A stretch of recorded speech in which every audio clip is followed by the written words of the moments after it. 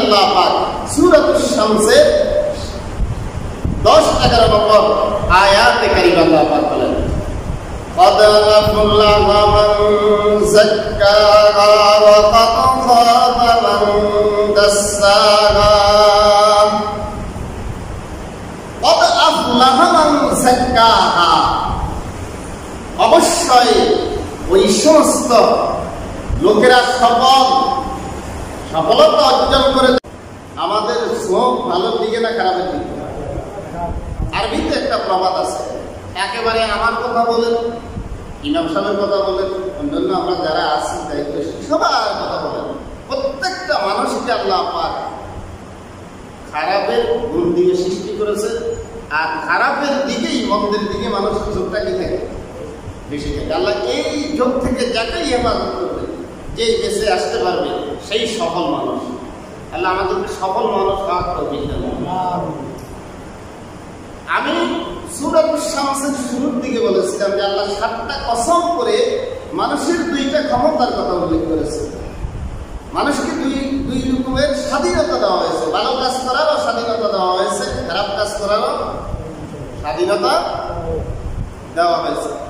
এখন এই দুই স্বভাব, দুই স্বাধীনতা থাকার পরেও কোন লোকটা সফল, কোন লোকটা সফলতা অর্জন করতে পারবে, কি কারণে সেই সফল হতে পারবে, এই ব্যাপারেই আল্লাহ পাক সূরাতুশ শামসের 10-11 নম্বর আয়াতে কারিমা আল্লাহ পাক বলেন, قد أفلح من زكاها وقد خاب من دساها قد أفلح من زكاها। অবশ্যই ওই সমস্ত লোকেরা সফলতা অর্জন করে জান্নাতের মালিক হতে পারবে। মান যাক্কাহা, তাকে খারাপ স্বভাব দেওয়ার পরেও, খারাপের দিকে ঝোঁক থাকার পরেও সেই লোকটা খারাপ থেকে প্রাণান্তকর চেষ্টা করে ফিরে এসে ভালোর দিকে চলে আসলো।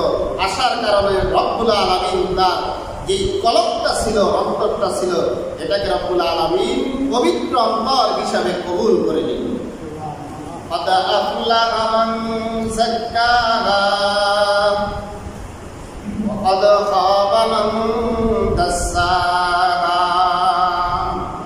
আর যেই বিবেক বুদ্ধি আল্লাহ রাব্বুল আলামিন দিয়েছেন, ভালো মন্দ আমরা সবাই বুঝি কি বুঝি না? কোনটা ভালো কোনটা মন্দ আমরা সবাই বুঝি না? বুঝার পরেও যদি আমরা মন্দের দিকে যাই, তো রব্বুল আলামিন বলেন ওয়াকাদ খাবা মান দাসাহা, সেই যেন তাকে ধ্বংস করে দিল, সেই যেন তাকে ক্ষতিগ্রস্ত করে দিল। সফলতা কিসের? সফলতা হলো আমার ইচ্ছা শক্তি খারাপ কাজের দিকে থাকার পরেও আমি সেই ইচ্ছা শক্তি, সেই স্বাধীনতাকে আল্লাহর ভয়ে ভালোর দিকে নিয়ে আসলাম। আসার কারণে রব্বুল আলামিন আমাকে সফল করে দিল, আমার অন্তরকে কুলুষ মুক্ত করে দিল। এটাতেই কি সফলতা। তো অন্তর কুলুষ মুক্ত হয়ে গেলে, অন্তর যদি ভালো হয়ে যায়, লোকটা ভালো হয়ে যাবে। আর লোক যদি ভালো হয়ে যায়, তো রব্বুল আলামিন বলেন আমান যুযিয়া আনিন নারি ওয়া উদখিলাল জান্নাতা ফাকাদ ফাজ।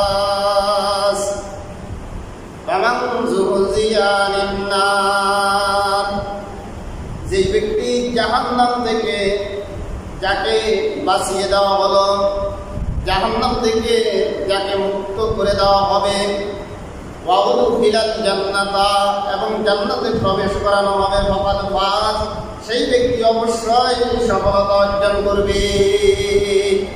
সুবহানাল্লাহ। ফামান যুযিয়া আনিন নার ওয়া উদখিলাল জান্নাতা ফাকাদ ফাজ ওয়া মাল হায়াতুদ দুনিয়া ইল্লা মাতাউল গুরুর। আল্লাহ পাক বলেন শেষের অংশে, দুনিয়ার জীবনটা একটা প্রবঞ্চনাকর জীবন, একটা ধোঁকাময় জীবন। এই জীবন শেষ হয়ে গেলে পরে আর কেউ ফিরে আসার সম্ভাবনা আছে কি? নাই। এই জন্য সফল হবে তো ওই ব্যক্তি যাকে আল্লাহ জাহান্নাম থেকে কি করে দিছে? মুক্ত করে। সফল হবে তো ওই ব্যক্তি যাকে আল্লাহ পাক জাহান্নাম থেকে শুধু মুক্ত করে নাই, তাকে জান্নাতে প্রবেশ করানোর মতো যোগ্যতাও তাকে দিয়ে দিয়েছে। সফল তো এই ব্যক্তি। কেন এই সফলতা? সেই যে গুনার ইচ্ছা শক্তি থাকার পরেও সেই কি করে নাই, বিবেক খাটিয়ে, অলক খাটিয়ে সে কি করে নাই, গুনাহ